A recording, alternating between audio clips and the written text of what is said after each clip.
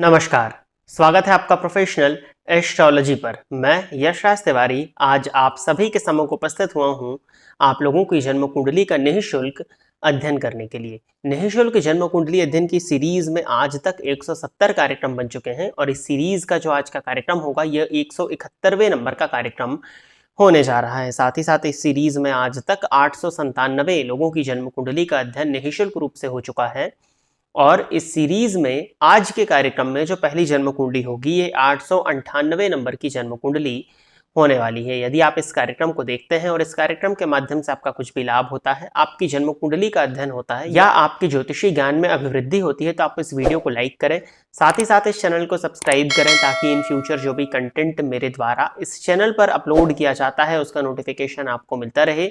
यदि इस कार्यक्रम के माध्यम से आपका कुछ भी लाभ होता है तो आप इस वीडियो को ज़्यादा से ज़्यादा लोगों के साथ में शेयर करें ताकि और भी लोगों का लाभ हो और उसका माध्यम आप सभी दर्शक बने। यदि आप भी अपनी जन्म कुंडली का अध्ययन मेरे द्वारा ठीक इसी प्रकार से YouTube पर वीडियो बनवा करके कराना चाहते हैं तो आप इसी वीडियो के कमेंट सेक्शन में अपनी बर्थ डिटेल्स जैसे कि आप अपना नाम, अपने जन्म की तिथि, अपने जन्म का समय और अपने जन्म का स्थान, ये चारों ही चीज़ें किसी भी एक स्पेसिफिक प्रश्न के साथ में इसी वीडियो के कमेंट सेक्शन में दे दीजिए। आपकी डिटेल्स को देने के 1.5 से 2 महीने के बाद में आपकी जन्म कुंडली का अध्ययन मेरे द्वारा ठीक इसी प्रकार से YouTube पर वीडियो बना करके किया जाएगा। यदि आप जानना चाहते हैं कि आपका वर्ष 2024 कैसा होने वाला है, आपका मासिक राशिफल एवं विभिन्न ग्रहों का गोचर परिवर्तन आपके लग्न एवं आपके राशि के अनुसार क्या लेकर के आ रहा है, तो इसी वीडियो के डिस्क्रिप्शन बॉक्स में जाकर के जो आपको शुरुआत में 2 प्लेलिस्ट मिलेंगी उनको अवश्य ही चेक कर लीजिएगा।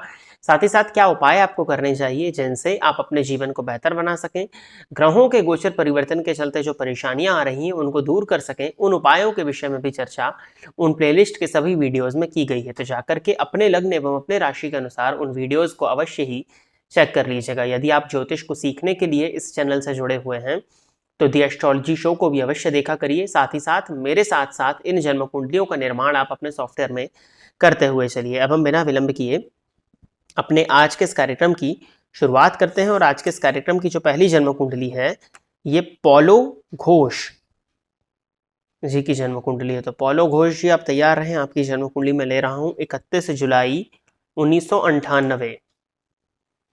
जन्म का समय है दोपहर के 1:04 और न्यू दिल्ली।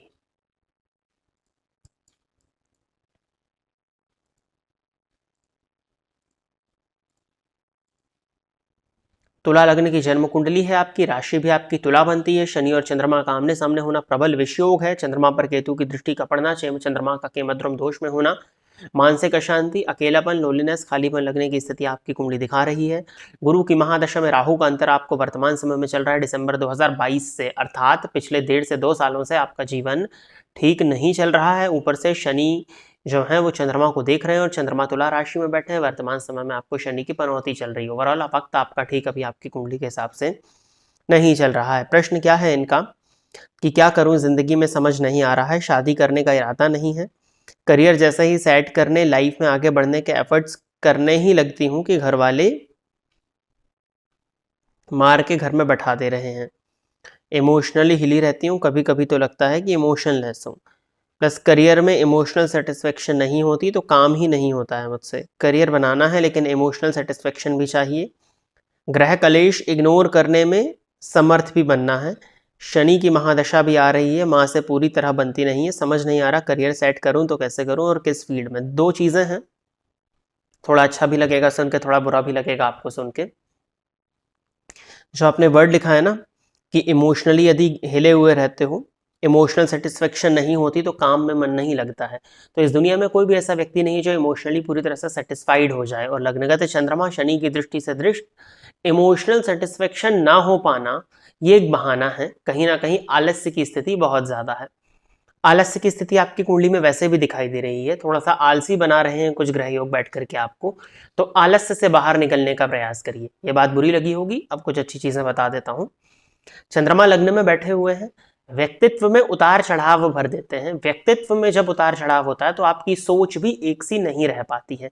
नीच के शनि सप्तम स्थान में बैठ करके लग्न को देख रहे हैं, लग्नेश को देख रहे हैं, चंद्रमा को देख रहे हैं और राशिश को देख रहे हैं। फलतः इस जीवन काल में आपका कोई भी काम वक्त पर नहीं होगा, सभी चीजें आपको देर से प्राप्त होंगी, डिले होगा आपकी लाइफ में।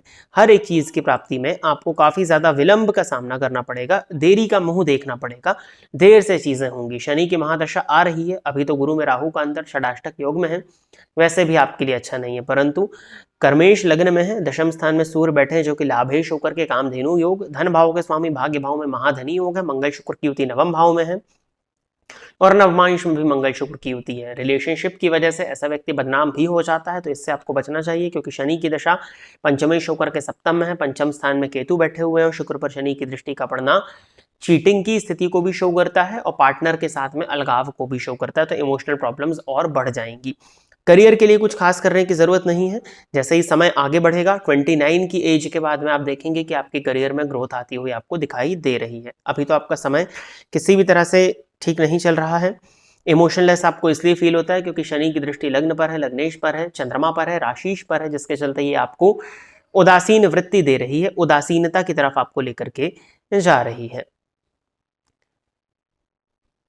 मां से पूरी तरह नहीं बनती है, उसके पीछे भी कारण है आपकी कुंडली के चतुर्थ भाव में यदि देखा जाए तो दो विच्छेदात्मक ग्रहों की दृष्टि है, चंद्रमा पर शनि की पूर्ण दृष्टि है, किसी भी शुभ ग्रह का प्रभाव आपके चंद्रमा पर नहीं है। नवमांश कुंडली में भी देखा जाए तो आपका चंद्रमा के मध्रुम से ही ग्रसित है, वहां पर भी शकट योग का निर्माण हो रहा है और जन्म कुंडली में भी शकट योग का निर्माण हो रहा है, तो कहीं ना कहीं मदर से बहुत ज्यादा आपके संबंध ठीक नहीं हो पाएंगे। आपको बस अपनी तरफ से आपकी माता का सम्मान करना चाहिए, माता का अपमान करने से बचिए, नहीं तो ये चंद्रमा आपके व्यक्तित्व को और ज्यादा भ्रमित करेंगे, आप अपनी लाइफ में और पीछे हो जाओगे। लव रिलेशनशिप से बच करके रहिए, उसमें चीटिंग होने की पॉसिबिलिटीज हैं, कहीं ना कहीं आपका मन भी होगा बहुत ज्यादा इन्वॉल्व होने का रिलेशनशिप्स में, बट वहीं से आपको धोखा मिलने वाला है। पहली चीज तो ये हो गई। दूसरी चीज, करियर को लेकर के बहुत ज्यादा चिंता नहीं है, धन इत्यादि को लेकर के भी आपकी कुंडली में टेंशन लेने वाली कोई बात नहीं। हो सकता है कि शुरुआती दौर में संचयन में परेशानी आए, परंतु आगे जाकर के धन आपकी कुंडली में मुझे अच्छी मात्रा में दिखाई दे रहा है। सरकार से जुड़ करके यदि कुछ काम करें आपके लिए तो वो भी आपके लिए बहुत अच्छा दिखाई देता है।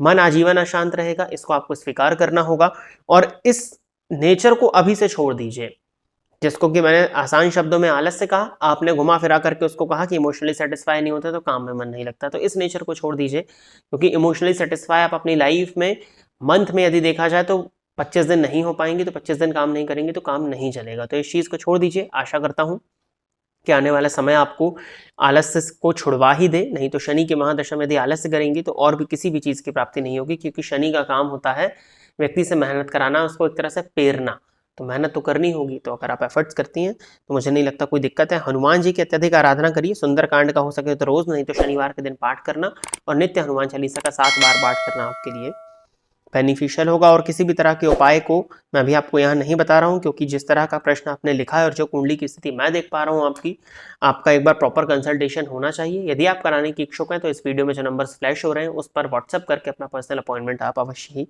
बुक कर लीजिएगा। आगे बढ़ते हैं। अगली जन्म कुंडली जो है ये हर्ष जी की है। डेट ऑफ बर्थ इन्होंने दिया है 18 जनवरी 2003। जन्म का समय इन्होंने बताया हुआ है सुबह के 6:45 और जन्म स्थान जबलपुर मध्य प्रदेश।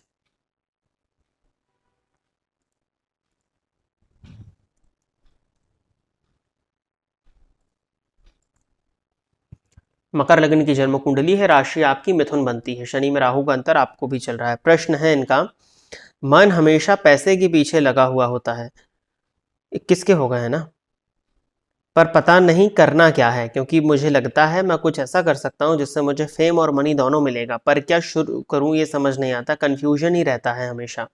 शनि में राहु चल रहे हैं ना, राहु का काम ही होता है भ्रम उत्पन्न करना, और आपकी कुंडली के तो पंचम भाव में शनि और राहु की युति बनी हुई है। त्रिपिंडी श्राद्ध बोलिए अपने माता पिता से और कराइए, नहीं तो ये युति आपको आगे नहीं बढ़ने देगी, क्योंकि कुछ और भी पोजीशंस में आपके चार्ट में देख पा रहा हूं। फेम और मनी, धन भाव के स्वामी तो पंचम में है, लाभेश लाभ स्थान में है, धन कमाने की इच्छा तो होगी, और लग्नेश का लाभेश के नक्षत्र में होना और लाभेश का लग्नेश के नक्षत्र में होना, तो लग्नेश और लाभेश का नक्षत्र परिवर्तन है, इसलिए मन हमेशा पैसे के पीछे भागता रहता है, आपका ये कारण हुआ। पता नहीं करना क्या है, कुछ मत करिए, अभी तो पढ़ाई पूरी कर लीजिए। 21 के हैं अभी, शायद पढ़ाई पूरी होने में 1 साल बचा होगा जो कि कुंडली बता रही है।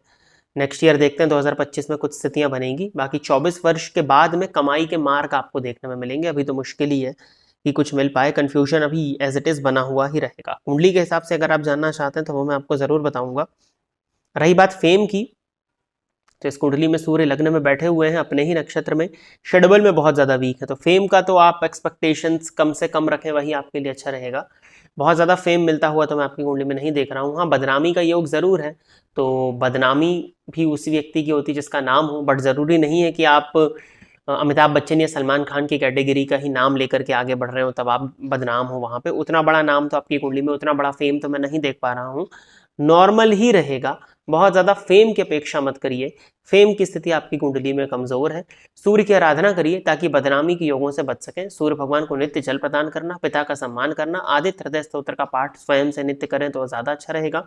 ना कर पाए तो सूर्याष्टकम का करिए, और रविवार के दिन आप नमक का त्याग करें और रविवार के दिन ही सूर्य भगवान की आराधना करें, आदित्य हृदय स्तोत्र का स्पेशली पाठ करें, और जल जो है वो नित्य देना है। रही बात क्या करना चाहिए, तो लग्न का मान 0 अंश है, ये भी आपके कॉन्फिडेंस को थोड़ा सा कम कर रहा है। और सूर्य 3 पर है और चंद्रमा 28 पर है, तो 7, 8, 9, 10 गुरु जा करके शनि के घर में बैठे हैं, शनि षडबल में वीक है। और कर्मेश ये है, देखिए टीचिंग के सेक्टर में आप अपना करियर बना सकते हैं, या बैंकिंग, अकाउंटेंसी, फाइनेंस की लाइन भी आपके लिए अच्छी रहेगी, तो इनमें आप जॉब का प्रयास करें तो वो आपके लिए ज़्यादा अच्छा रहेगा। अपना एजुकेशन यदि आपने बताया होता तो मैं उससे छोड़ करके आपको कुछ चीज़ें बताता। फिलहाल आपको जॉब ही करनी चाहिए। 27 की एज के बाद में अगर अपना काम का सोच रहे हैं तो सोचिएगा, बट फिलहाल आपको जॉब में ही जाना चाहिए। अपने लेवल की जो भी जॉब आपको मिलती है उसको लेकर के आगे बढ़ जाइए। हालांकि अभी फरवरी तक मिलना मुश्किल है, बट उसके बाद में देखते हैं क्या होता है। उपाय जो बताए हैं वही करिए, और किसी भी तरह का उपाय अभी फिलहाल में मत करिए। आगे बढ़ते हैं। अगली जन्म कुंडली जो है ये अजीत सिंह जी की है, तो अजीत सिंह जी आप तैयार रहें, आपकी जन्म कुंडली में ले रहा हूँ। 14 सितंबर 1988, 14 सितंबर 1988, सुबह के 5:25 है, 5:25 AM, और अलीगढ़ उत्तर प्रदेश।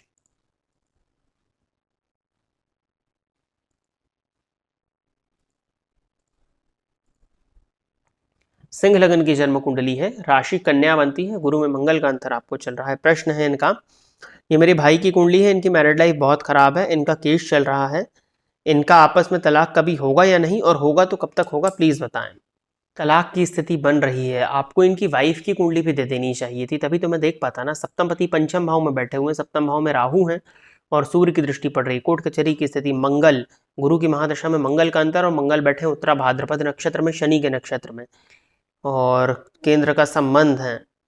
तलाक होगा या नहीं, होगा या नहीं तो ये डिपेंड करेगा इनकी वाइफ की कुंडली पर। मुझे वाइफ की कुंडली भी एक बार देखनी होगी, तभी पता चल पाएगा कि होगा या नहीं। इनकी कुंडली में दाम्पत्य तो असुखद है ही। शुक्र 12वें भाव में शनि के नक्षत्र में बैठे, नवमांश में शुक्र पर राहु और शनि की दृष्टि, इसलिए असुखद दाम्पत्य और हो गया। शनि राहु की युति सप्तम में हो गई है नवमांश में, तो दाम्पत्य का सुख तो इस कुंडली में नहीं ही दिख रहा है।